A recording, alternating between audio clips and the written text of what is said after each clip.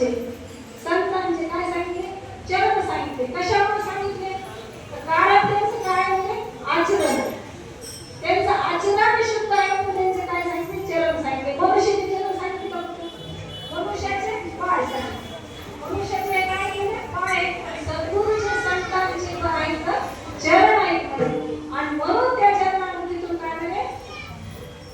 काय करावं वाटतं म्हणजे आलिंगन द्यावं वाटतं. पडून राहिलं तरे